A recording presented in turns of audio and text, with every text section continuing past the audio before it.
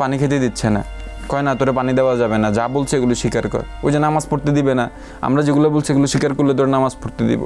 তারপর তো আমার আরও নির্যাতনের মাত্রা বেড়ে গেল, মানে কানের ভিতরে এরকম এরকম করে সাউন্ড দেয়, মনে হয় যেন যে সাউন্ড গ্রেন যেরকম হয়, মানে পুরো আমার মাথাটা এরকম ভিমড়ে খাওয়া শুরু করে যখন ইয়ে করে।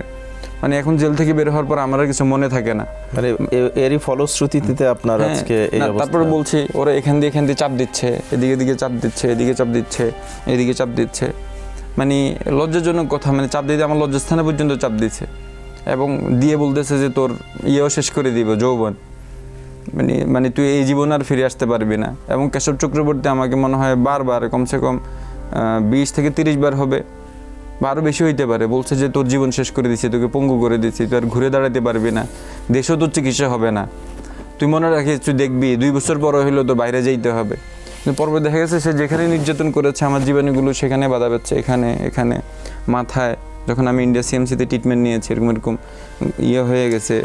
এই যে অবস্থার মধ্যে দিয়ে গেছেন, এই যে ভয়াবহ নির্যাতন আপনার উপরে চলেছে, মনে হচ্ছে জান যায় এই অবস্থায় পরিবারের কথা বলছিলেন, বাবা মা আছে, স্ত্রী, অন্তঃসত্ত্বা, কখনো মনে হয়েছে যে তাদের কাছে আর ফিরতে পারবেন সুস্থভাবে? এটা যদি একটু সংক্ষেপে বলেন। মানে আসলে আমার কখনোই মনে হয় না যে আমি আর ফিরতে পারবো, কারণ এমন এক পরিস্থিতি আমাকে করেছে। আমি ছিলাম একজন মাদ্রাসার স্টুডেন্ট, পাশাপাশি হুজুরের খাদেম। সেখানে আমাকে 8টা সন্ত্রাস বিরোধী দমন ক্ষমতা আইনে মামলা দিয়েছে, 6টা মামলা দিয়েছে হলো বিশেষ ক্ষমতা আইনের মামলা, একটা মামলা দিয়েছে হলো হত্যা মামলা, আরেকটা মামলা দিয়েছে হাফ মার্ডার মামলা। এছাড়া এর ভিতরে জ্বালা পোড়াও, পুলিশকে মার, মানে সব কিছু এমন জঘন্য মামলা দিয়ে রেখেছে, এমন রিমান্ডে টর্চার করেছে। আমার মনে হয়েছে যে এখান থেকে ফেরার কোনো সুযোগ নেই। এবং এই যে টর্চার নির্যাতনের পরে রিমান্ডের কন্ডেম সেলের ভিতরে কুঠুরিতে চিকিৎসাবিহীন আমি পড়ে আছি।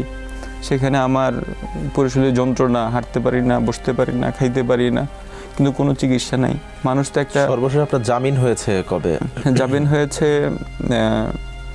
প্রায় 1.5 বছর পরে। মানে জামিন হয়েছে খুশিতে, মানে আমি তো বললাম না সব কিছু ভুলে যাই, ওই জিনিসটা মানে একটা আনন্দের খবর, কিন্তু তারপরে এটা আমার মনে পড়তেছে না।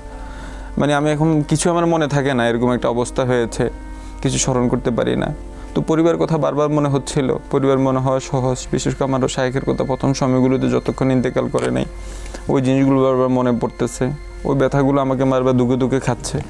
মানে ওখানে তো খাওয়ার মতো সুযোগ নেই, এত নিম্নমানের খাবার, মানে বাজারের একদম যেগুলো ফেলে দেয় ওগুলো এনে, মানে এমন কোনো খাবার নেই যেখানে পোকামাকড় নাই, এমন কোনো ডাল নাই যেখানে পোকামাকড় বা বেঁচে থাকে না।